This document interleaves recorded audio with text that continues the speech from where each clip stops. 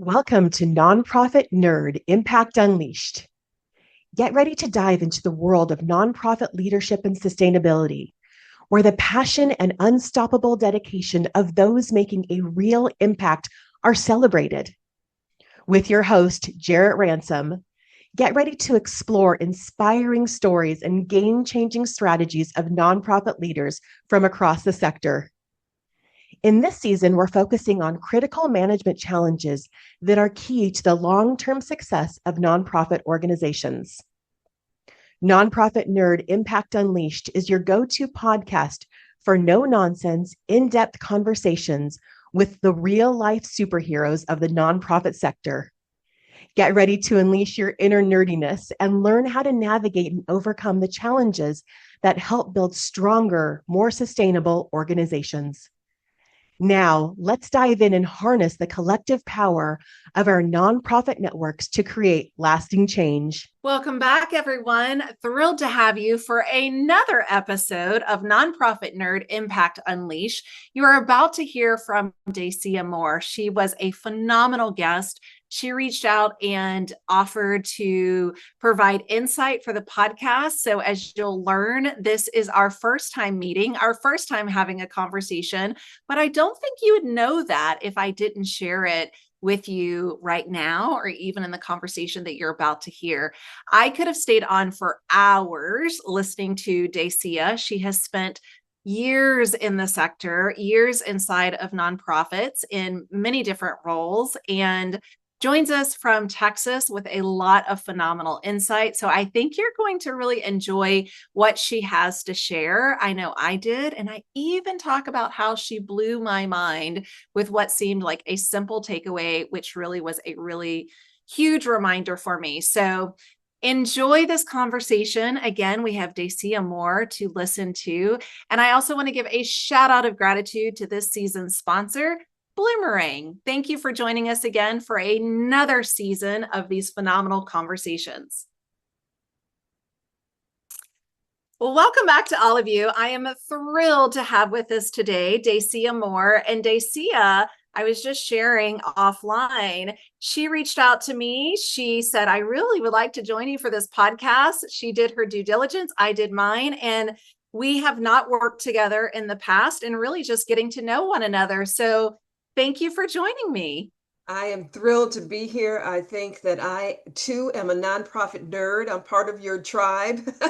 And we want to have the most effective and efficient impact as we can as nonprofit leaders. So I love the idea of your podcast and I'm honored to be on it. Well, thrilled to have you. And for our listeners and for myself, would you share a little bit about yourself, where you sit, where you work, kind of, your involvement in the nonprofit space?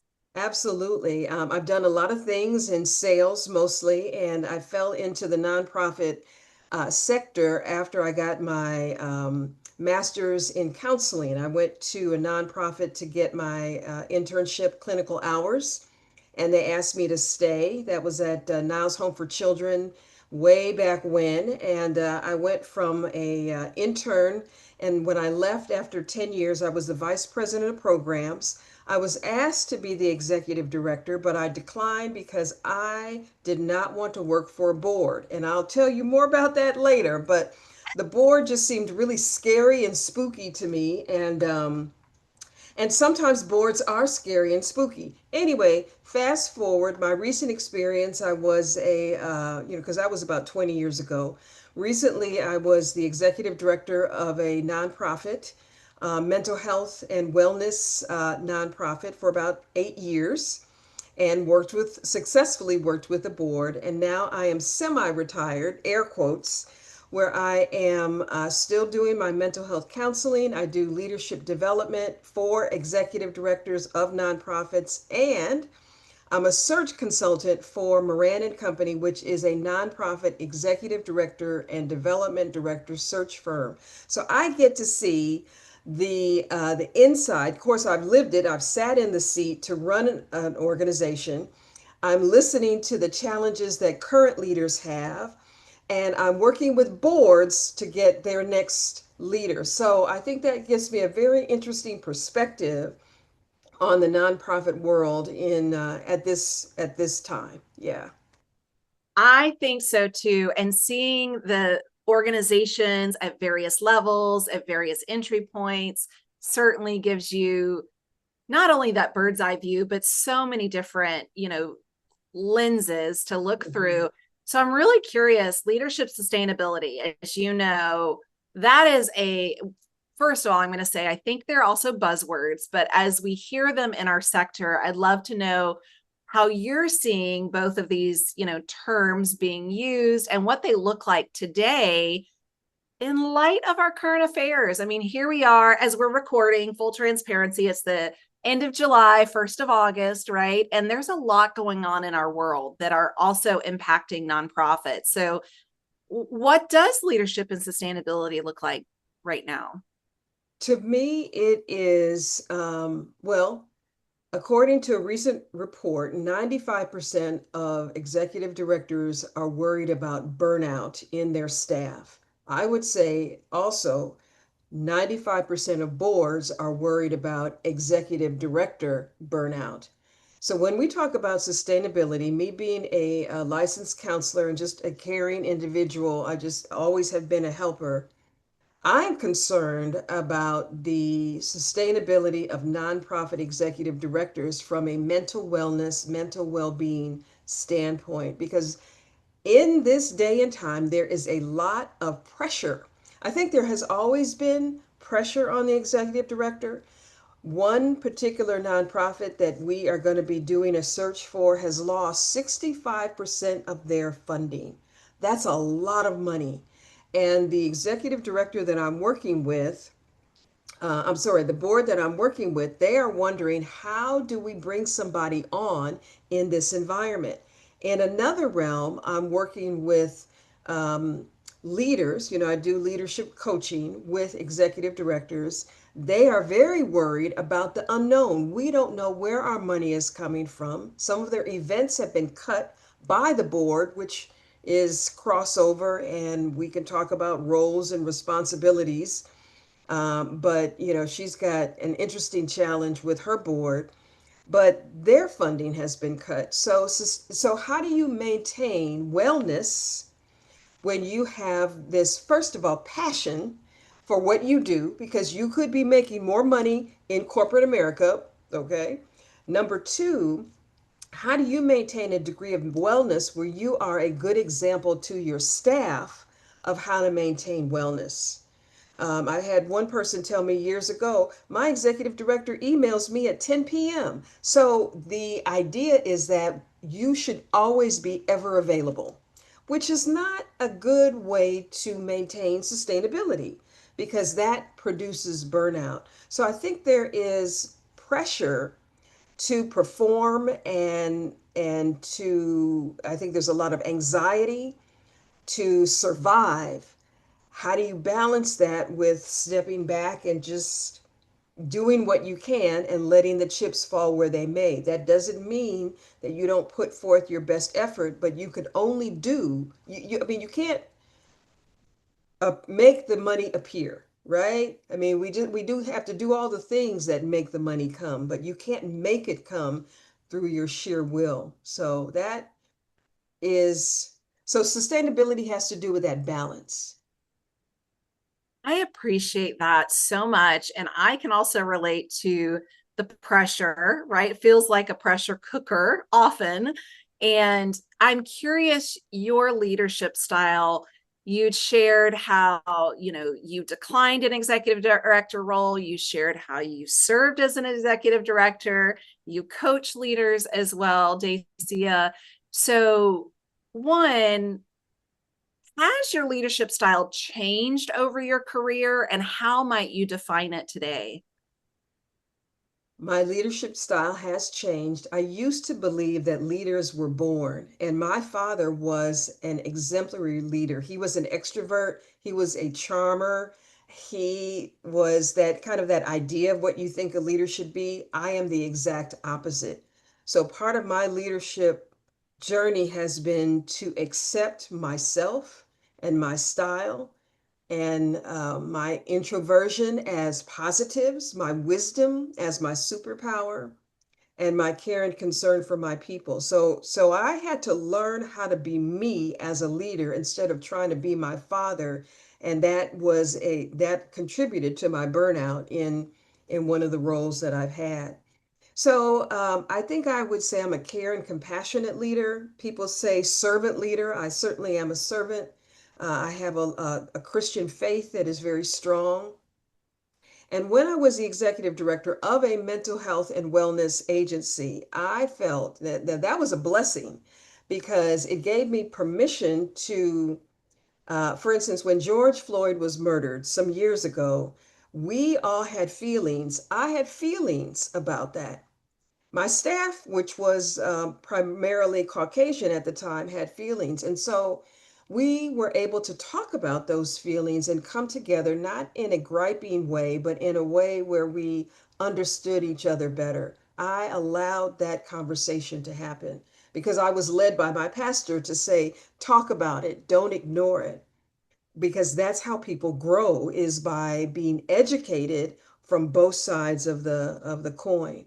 So I would like to say that I lead by example in leaving fairly on time, not taking a lot of work home, and giving people space to be who they are, not from a complaining standpoint, but from a self-respect and a respect of others standpoint. So there's more I could say, but let me just pause there and just get your thoughts. Well, I think a lot of our listeners can relate to that 10 p.m. email that comes from their supervisor, or be the guilty one that says, I've done that, right? I too have hit send at 10 p.m. or whatever that might look like. I appreciate you sharing about your leadership style and also how you, Dacia, really had to figure out who you were, embrace that, and to figure out the style for yourself.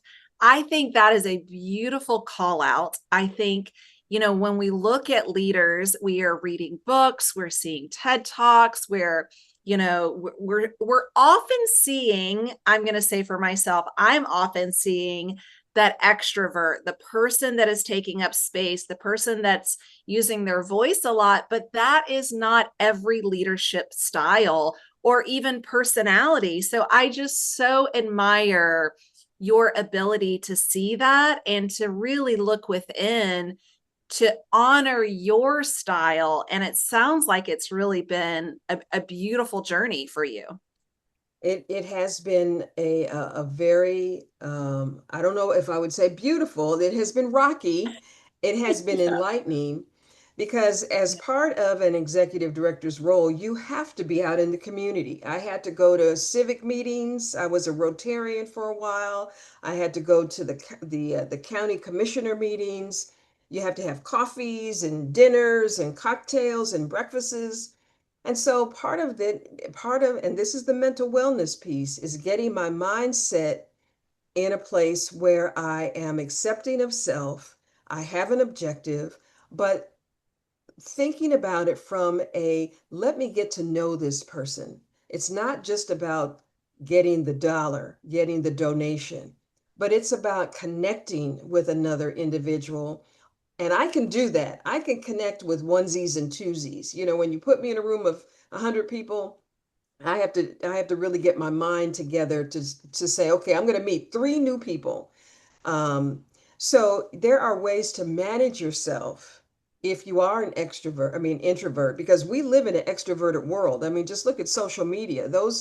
All of those influencers are extroverts. So we have to be intentional as introvert leaders to do the things that give us the connection, and how do we like to connect with people, and understanding that what is your style of connecting with people, and then building the relationships around that. Yeah, I appreciate that. And we see it day in and day out, as you mentioned, with technology, with social media. So the other Mhm. thing we're seeing is, and I love this quote, I don't know who said it, but it's been around a long time, is the only constant is change. And we think of adaptations, we think of, examples or even our own lived experiences, Dacia, around adapting nonprofits. We are living in challenging times, both economic as well as social. So leaders, I'm going to say, are struggling right now. Maybe not all, but I think if any of us, are really paying attention, you mentioned the murder of George Floyd. I mean, that happened years ago. More is happening. There is so much happening in our world. And back to that social media, we see it, we hear it, it's constant noise.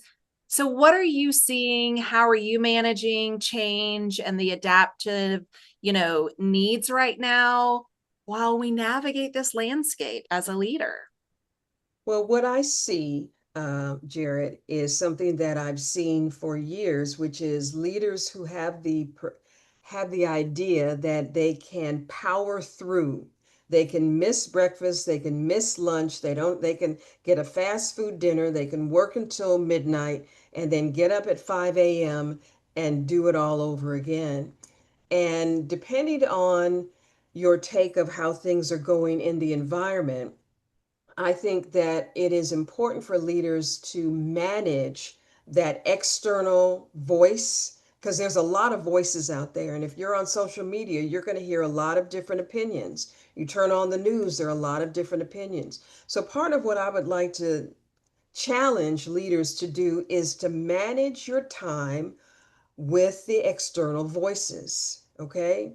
To turn, first of all, take your breaks, take your lunch, get out of the office, and give yourself permission to be in nature and to listen to the birds and the bees and ease down, ease down because you will be more effective in your thinking and in your rationalizations, in your decision making when you're not up here in your anxiety. But that also means that you're not the one sending the 10 p.m. messages. Write it down on a piece of paper. Do not do not send 10 p.m. messages anymore. Actually, email should not, in my opinion, go out after 8 p.m. Cut it off, even 7, because you want to give your staff time to have their downtime with their family, and you need your downtime with your family. So I do see leaders who want to power through, and I give them this advice: you are not a robot. And eventually, this behavior is going to take a toll on you. So if you want to be sustainable in this role, so that you can achieve the goals that you have in your strategic plan for the next 3 to 5 years, you have to manage yourself differently and recognize that there are certain things that are important for you to do. Drink plenty of water, take breaks in between your meetings, release some of that anxiety that you have, whatever your spirituality might be. Enlist that faith, enlist that spirituality to support you and not carrying everything. Those are just some thoughts. But I do see people who power through, and there is a cost to powering through.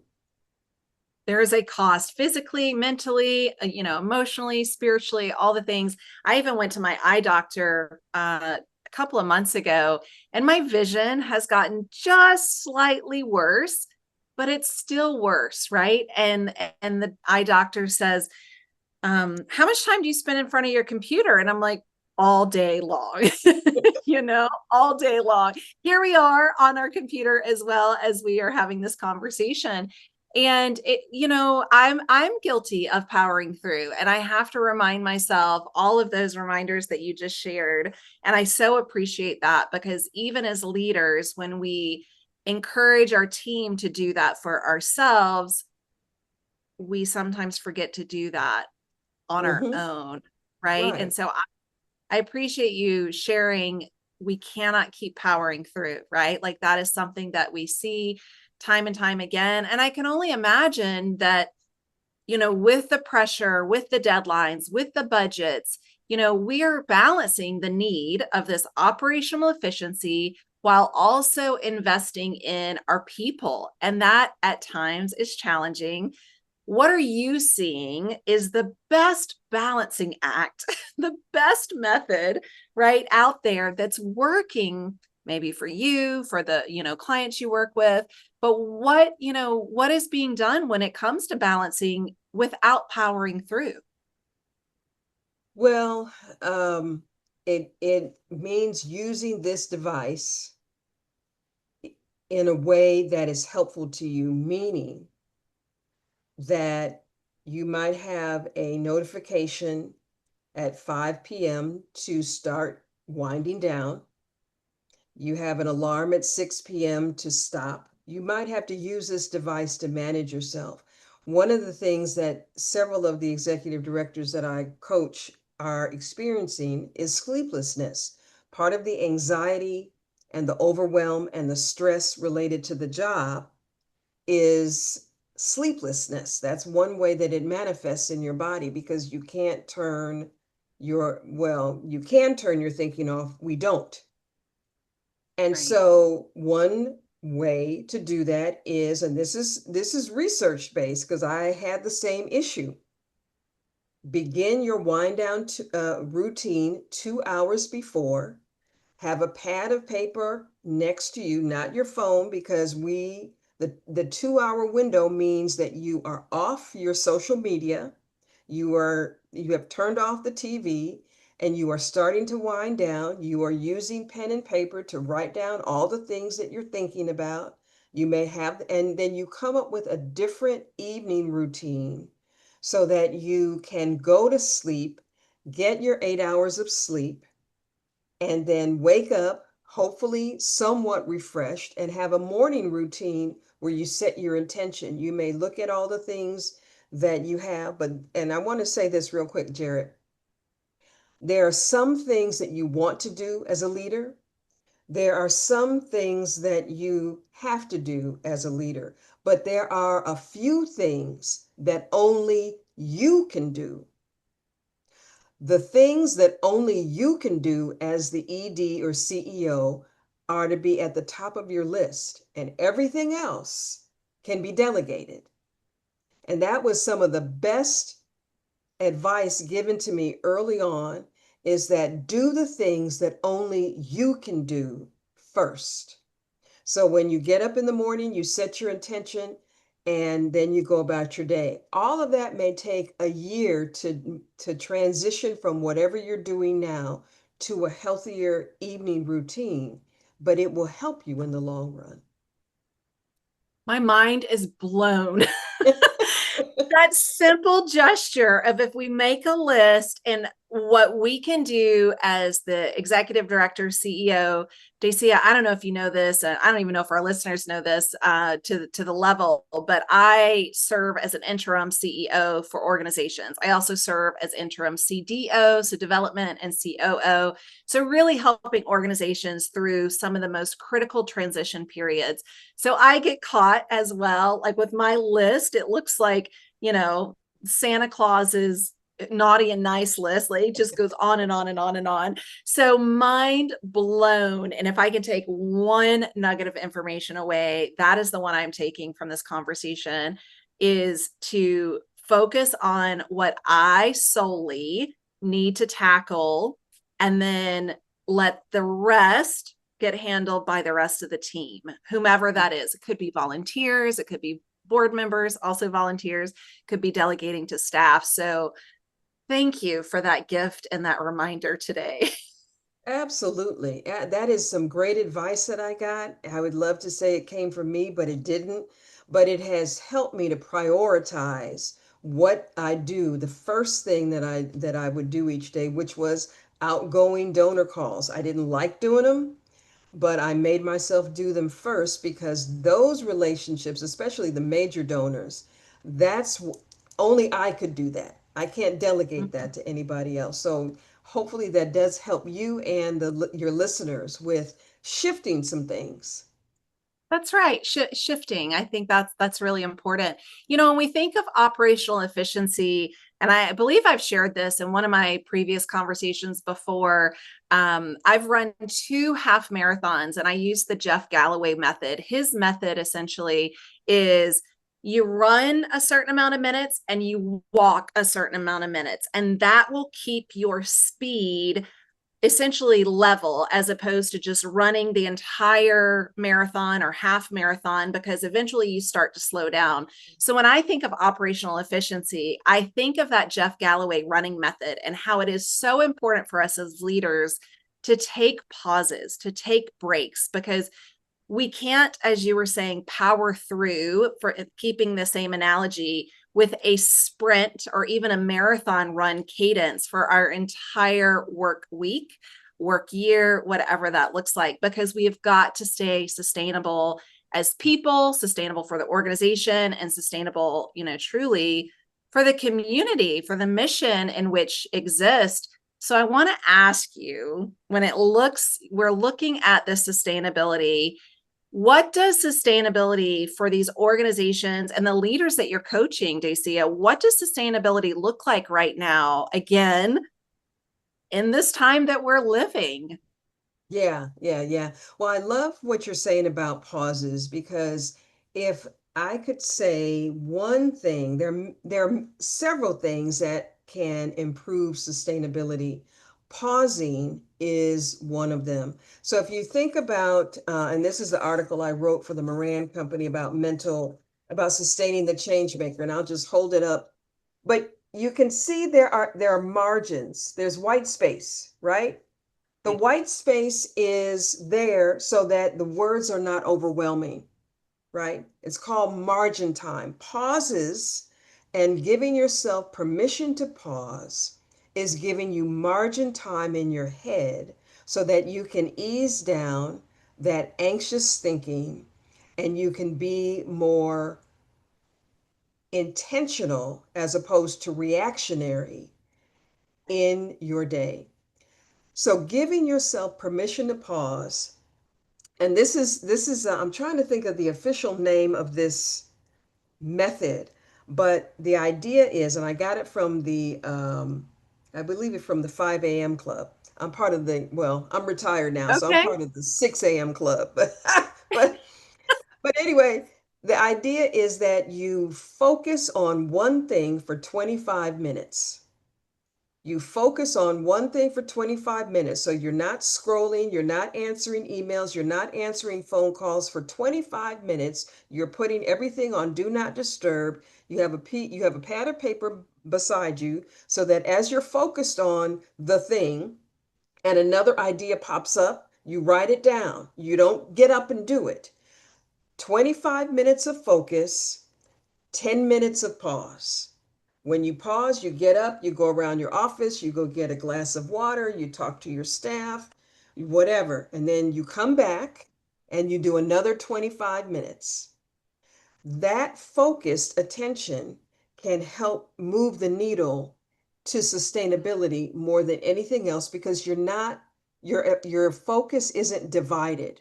And so the idea is that when you focus on one thing, even if you do it for 25 minutes, it is the consistency of doing it every day that will move the needle.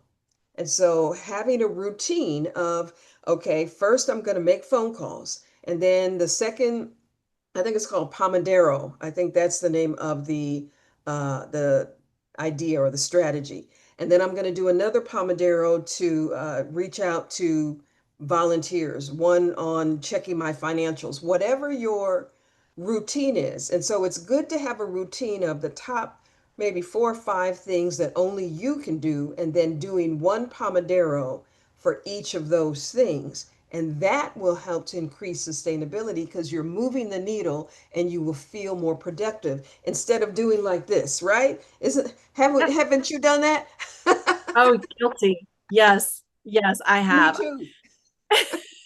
I love that method. Dacia, you are filled with so much insight, so much, I want to say, like, you're really refreshing also to talk to, because it's clear that you have spent many hours working with nonprofits, working inside of nonprofits, and really having that firsthand experience. I'm sure so many people like myself will want to connect with you beyond this conversation. So, how can people learn more about you and maybe even connect with you directly? I would love to stay connected for those who would like to. My website is Second Wind, just like the marathon runner's term, where you get exhausted, but if you just keep going, you will get your second wind and finish the race. So it's secondwindcc.com. And I do a bi-monthly newsletter twice a month. It's called the Second Wind Snippet, and that's where I give tools, resources, book suggestions. I do some YouTube videos, but I give away lots of ideas to help you manage your mental wellness. Now, that's for personal leadership, not just for nonprofit professional leaders, but leaders in just about any capacity. So secondwindcc.com. Also, whenever I'm doing a free workshop, I do quarterly workshops. Um, I'll announce them on my website. And then I have my new book, From Stuck to Unstoppable, just came Love. out. This is more about personal leadership, but for those who might be stuck in depression or disappointment or anxiety, there are lots of ways that we get stuck, even as leaders. This is a guide to help you navigate that. And that is also on my website, secondwindcc.com. Oh, thank you. Thank you for sharing all of that. And one final question, although, as I said, you have already filled us with so much great insight. Is there an additional takeaway, our final piece of advice that you want to leave our listeners with today? I learned when I was a new mother, a new wife, and new mother, that I used to think everything had to be in the box. I had to be a good a lover, a good cook, a good homemaker, and that about drove me crazy. The idea that everything should be neat and in the box, get it out of your head, because being an executive director is messy. And I also learned from my laundry. I would do all the laundry, Jarrett. I would feel so good about myself because all the laundry was done and folded. And then what happened the next day? There was some more I d- laundry. Okay. So It just somebody keeps messed, piling up. they messed up my plan. There's more laundry. Whatever you are doing is never ending. You are never going to finish all the things on the list. It's like laundry or dishes. There will always be more. Well, Dacia, thank you. It's been a pleasure. I am so glad that we were able to have this conversation. Again, I know you have blown my mind in what seemed to be such a very simple reminder, but a huge takeaway. So thank you for joining us today. Thank you for having me. It has been my pleasure.